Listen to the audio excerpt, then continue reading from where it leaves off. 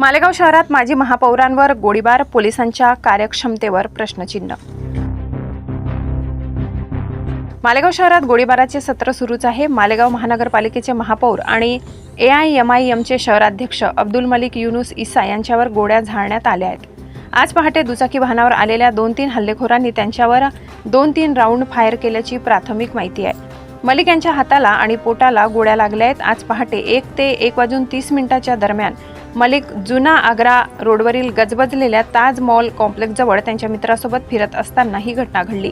त्यांना तातडीने द्वारकामणी रुग्णालयात दाखल करण्यात आले, परंतु नंतर त्यांना नाशिक येथे हलविण्यात आले। त्यापर्यंत त्यांच्या प्रकृतीबाबत कोणतीही अधिकृत माहिती देण्यात आलेली नाही।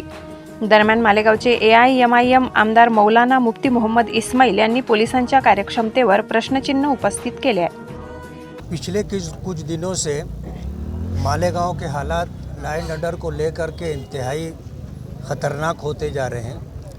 माजी में भी बार बार फायरिंग होती रही, लेकिन फायरिंग करने वाले जो असल आरोपी हैं डिपार्टमेंट ने उनको अरेस्ट नहीं किया। पीछे इसराइल इस्सू के ऊपर हमला हुआ था, उस हमले के अंदर जो है 4 लोगों को जमा किया गया, जिसमें 2 असल आरोपी फायरिंग करने वाले थे, उनकी जगह जो है बोगस लोगों को डाला गया। ये डिपार्टमेंट की मिली भगत से हो रहा है। अगर पुलिस डिपार्टमेंट इस तरह की छूट न देती और इस तरह की जो सूरत हाल मालेगांव में बनती जा रही है कि हर 2-4 महीने के ऊपर फायरिंग होती है और फायरिंग करने वाला गिरफ्तार नहीं होता, लॉ एंड ऑर्डर के जिम्मेदारान क्या सो रहे हैं? क्या ये जंगल राज है? आज अगर हमारे एक से मेयर के ऊपर इस तरह का हमला होता है तो शहर के अंदर तो किसी की भी जान माल महफूज नहीं है, ऐसी सूरत हाल है।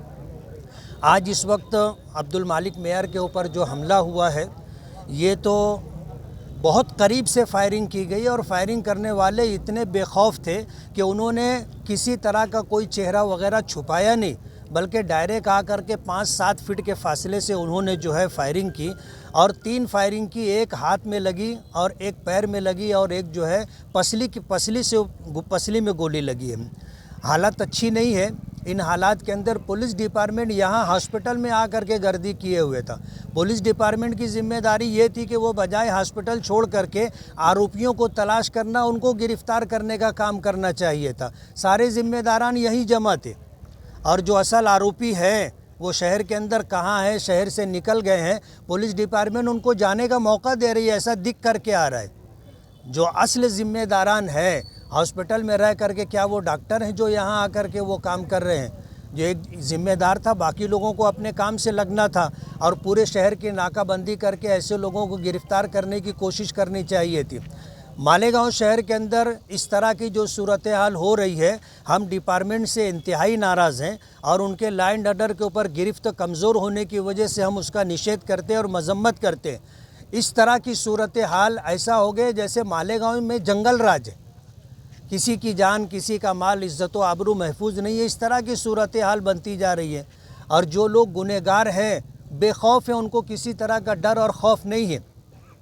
ये सूरत हाल है। आने वाले दिनों के अंदर हम होम मिनिस्ट्री में भी बात करेंगे, असम्बली होगी, उसमें भी इस तरह यह आवाज़ हम उठाएंगे कि मालेगांव के अंदर पुलिस डिपार्टमेंट की गिरफ्त बहुत कमज़ोर हो गई है और इस तरह गुनहगारों के हौसले बहुत ज़्यादा बढ़ गए, जिसकी वजह से इस तरह की सूरत हाल है। आगरा रोड के ऊपर अगर फायरिंग होती है तो शहर के जो अंदरूनी इलाके हैं और किनारे का जो एरिया है, वो वहाँ के रहने वाले तो अपने आप को इंतहाई गैर महफूज समझेंगे।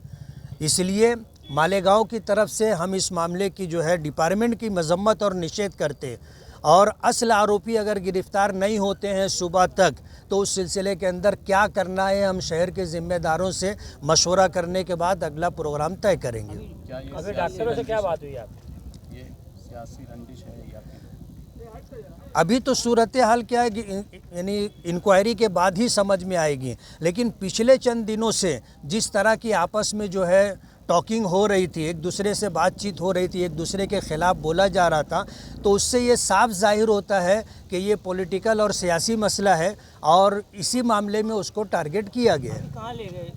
नासिक लेकर के गए हैं।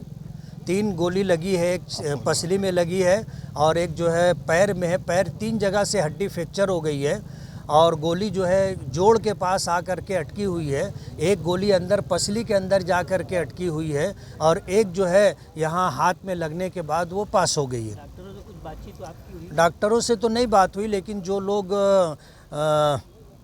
सीटी स्कैन कर रहे थे उन्होंने पूरी सूरत हाल बताई है।